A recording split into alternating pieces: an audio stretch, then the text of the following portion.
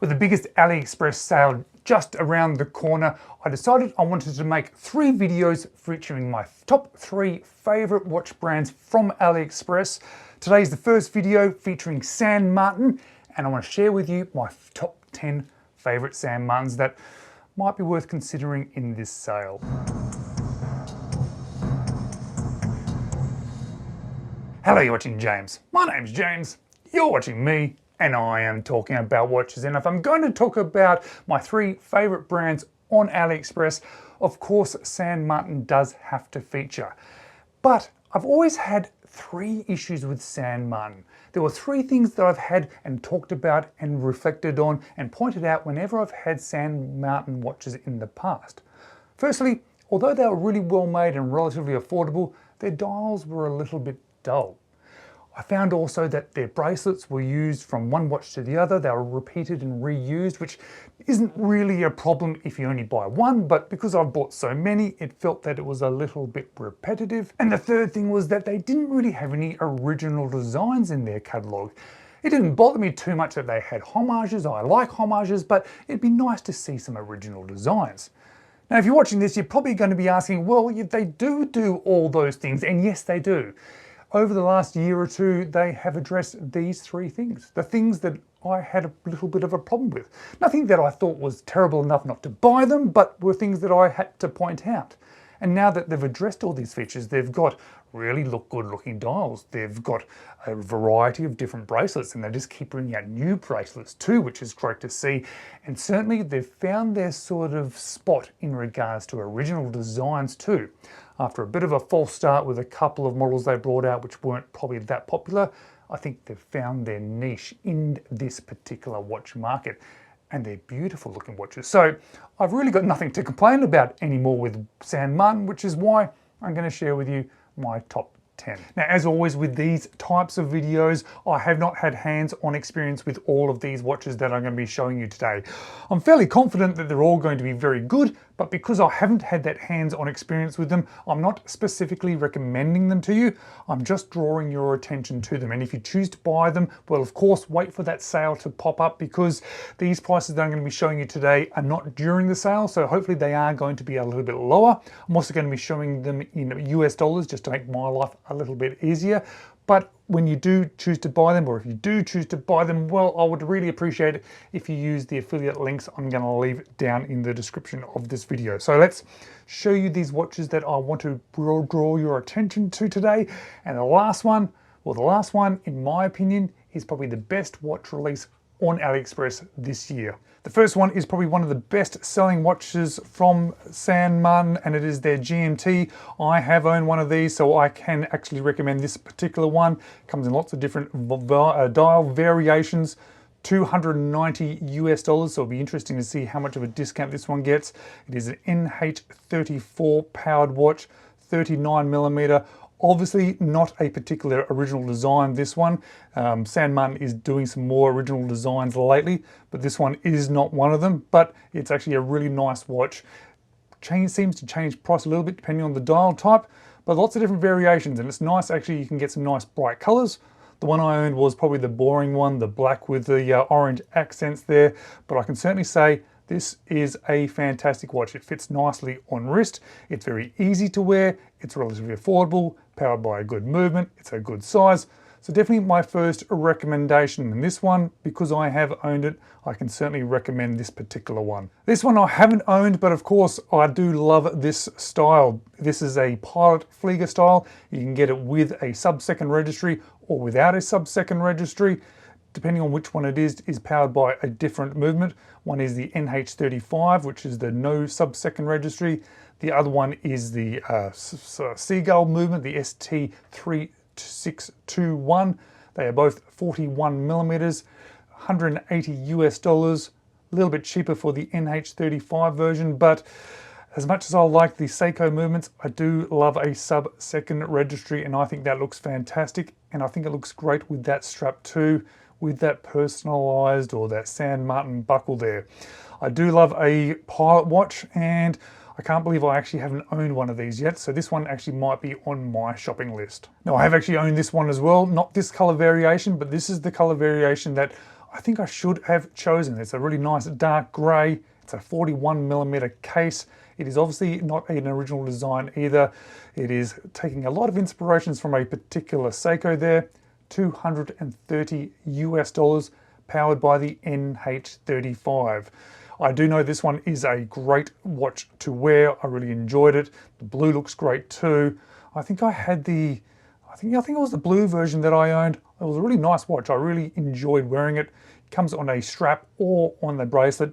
Definitely get on the bracelet. It's actually a really nice bracelet, a really nice design. And this is almost like a sunburst charcoal. Really, really nice. But if you're looking at this and you're thinking 41mm for this type of watch is a little bit big, well, San Martin has you covered, because you can have basically the same style, but with a 37mm. And although this seems a little bit small for a lot of us, I'm actually starting to wear a few more watches that are in this size. And if they've got the right wrist feel, well, that size can actually be really nice. This one's powered by the PT5000, or if you spend a bit of extra money, you can get it with the Solita SW200, which, well, that's a great movement. I've owned lots of PT5000 movements as well in watches, and they've all been very good. I've never had any issues with it. But yes, I think this is a great style, and if it's too small, you've got that bigger 41mm version of it. Next is one I've had my eye on for a very long time, and I can't believe I haven't bought this one either. This is, again, is a pilot style, but more of a vintage pilot style. And again, with that other Fleiger that I mentioned, it has a sub-second registry or a non-sub-second registry. It's a 44.5mm pilot, which does sound huge, but this style, in my opinion, forgives that sort of size a little bit. Powered by the ST009621. I'm pretty sure that's for the sub-second registry. The other version, I'm not quite sure what it's powered by, but either way, $210 US, stainless steel case. I think there is a bronze version of this one as well, but I think it looks great in the stainless. Nice big crown there. Whoop, nice bit of lume too. Big crown, sort of vintage sort of pilot style. Let's see if they're going to list the lug to lug of this one, because that might be something that's quite interesting. The dial diameter 45 to 49. Okay, so be mindful of that. There might be a big version of it.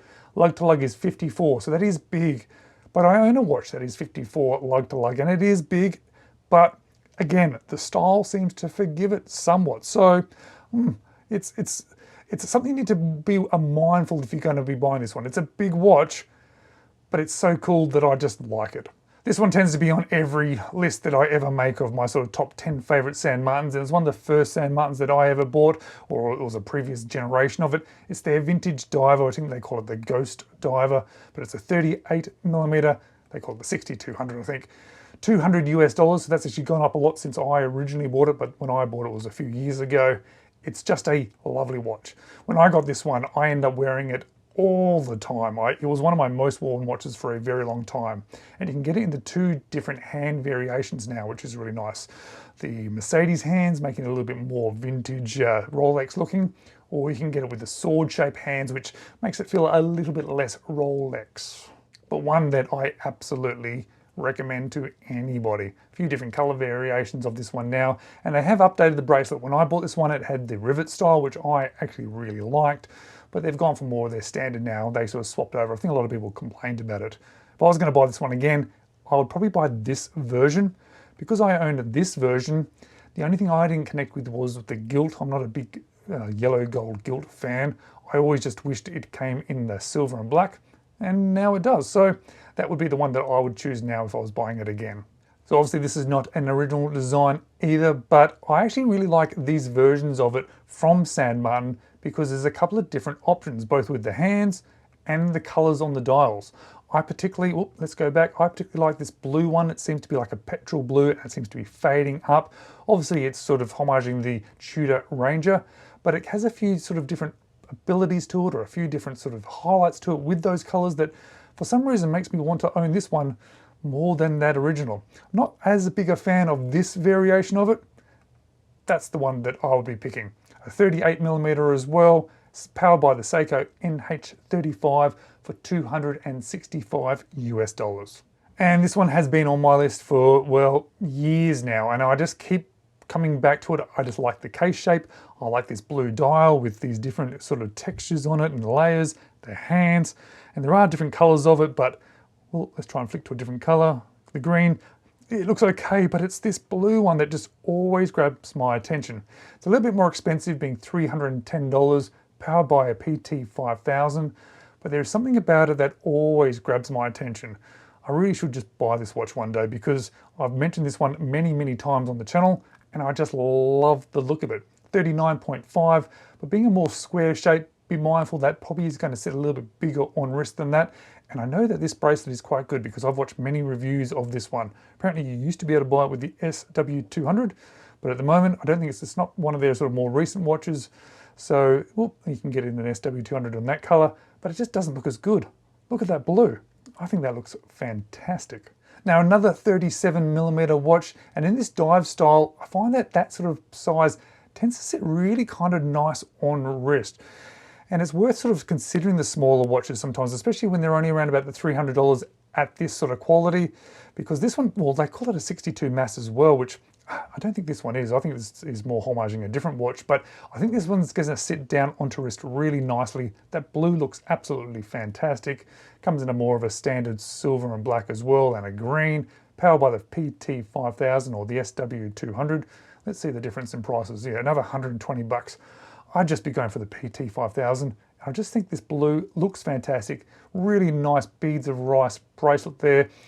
And yeah, 37mm. I think from a diver, I think that's the sort of style that I want in this kind of size, because it just has a really interesting wrist feel, which is quite impressive, and I quite enjoy it recently.